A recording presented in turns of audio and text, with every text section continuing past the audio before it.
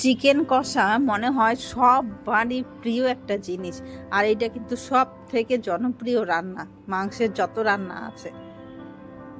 আর সবাই কিন্তু ভালোবাসে খাইতে, আর এইরকম লাল লাল ঝাল ঝাল একটু চিকেন কষা খাইতে সত্যিই ভালো লাগে।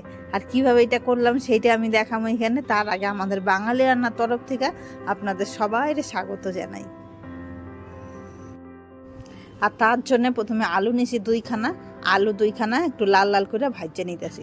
আর এইদিকে মাংসটা ধুয়ে আমি ভালো করে জল ঝরাই নিয়েছি, কারণ মাংসের মধ্যে কিন্তু জল থাকলে সেটা কিন্তু ভালো রান্না করা যায় না, হয়ও না, তাই একটু জল ঝরাই রাখছি। এদিকে আলুটাও দেখেন হয়ে গেছে, যে জল ঝরানো মাংস এখানে প্রায় 500-র ওপর এই মাংস আছে, 500-600 প্রায় হবে। এইবার মাংসটা এই সাইডে থাকার এদিকে কি কি মশলা লাগবে সেইটাই হাতে মাইখা কষানোর এর কিন্তু স্বাদ আরও বেশি। যাই হোক, পেস্ট করার জন্য আমি নিলাম কাঁচা লঙ্কা, আদা, রসুন আর একটা টমেটো। এই দিয়ে আমি মশলাটা পেস্ট করে নেব খুব ভালো করে। পেস্ট করা হয়ে গেছে। আর এইদিকে আমি পেঁয়াজ কুচি করে নিয়েছিলাম 200 গ্রাম মতন, সেই পেঁয়াজ কুচি মাংসের মধ্যে দিয়ে দেবো। এইবার পেস্ট করা মশলাটাও এর মধ্যে দিয়ে দেবো। সব কিছু দিয়ে হাতে আর কি সুন্দর করে মাখিয়ে নেব।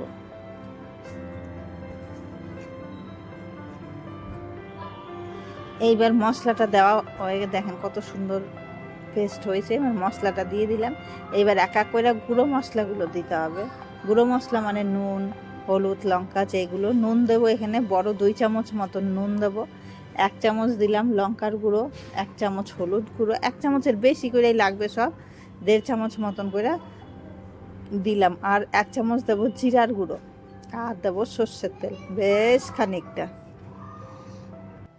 এইবার এই মশলাপাতি সব দিয়ে আচ্ছা কইরা হাতে কষাইনি ভালো কইরা, কারণ এই হাতে কষানো সব থেকে যত রকমভাবে মাংস করা যায় তার মধ্যে কিন্তু এই মাংসটাই সব থেকে সেরা লাগে, সব থেকে খাইতে এতটাই টেস্টি হয়। যারা এইরকম মাংস হাতে করে মাইখা খাইছেন তারা বুঝতে পারবেন।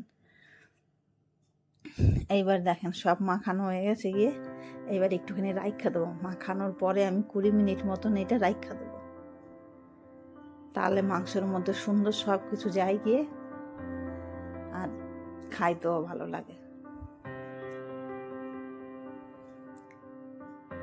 20 মিনিট হয়ে গেছে গিয়ে, আর এইদিকে কড়াইতে তেল দিয়ে দিছি, তেলের মধ্যে দিয়ে দিলাম জিরে ফোড়ন, আর তার সাথে এই মাংসটা তেলের মধ্যে। এইবার 90% কাজ তো আমার আগেই হয়ে গেছে গিয়া। এইবার শুধু নাড়াচাড়া, এইবার একটু পর পর শুধু নাইড়া দিতে হবে, তাহলেই রেডি কিন্তু আমাদের মাংস। দেখেন প্রথমে গ্যাসের ফ্লেমটা কিন্তু একটু জোরেই দেব, তারপরে 5 থেকে 6 মিনিট পরে গ্যাসের ফ্লেমটা মিডিয়াম কইরা শুধু একটু পর পর নাইড়া দিতে হবে। আলুগুলোও দিয়ে দিলাম। কষানো মাংসে আলু অনেকে দেয় না, কিন্তু না দিলে বাঙালিদের মধ্যে তো ভালো লাগে না। কত কিছু দিয়ে খাওয়া যায়, লুচি দিয়ে, রুটি দিয়ে, তখন একটু মনে হয় যেন আলু থাকলে ভালো লাগতো। দেখেন 5 থেকে 6 মিনিট পরে কি সুন্দর তেলও ছাড়ছে, আর গন্ধটাও এত সুন্দর ময় করতেছে না। যাই হোক, কেমন লাগলো রেসিপিটা মাংসের কষানোটা সেইটা একটুখানি জানায়েন কমেন্ট করে। ভালো লাগলে অবশ্যই একটা লাইক আর সাবস্ক্রাইব করবেন। আর এই মাংস কষানো দেখেন আমার অর্ধেক কষাইতে কষাইতে শেষ হয়ে গেছে গিয়ে, আর অল্প একটুখানি পইড়া রয়েছে, তাও আবার একটুখানি করলো জল দাও। মাংস কষানোতে জল দেওয়ার প্রয়োজন নাই, তাও একটুখানি আবার রুটি দিয়ে খাবো, তার জন্য একটুখানি জল দিলাম। এইটা ফুটবে ভালো করে, আর ফোটা হয়ে গেলে শেষে একটুখানি গরম মশলা দিয়ে নামাই দিলেই কিন্তু রেডি আমাদের মাংসের তরকারি আজকে।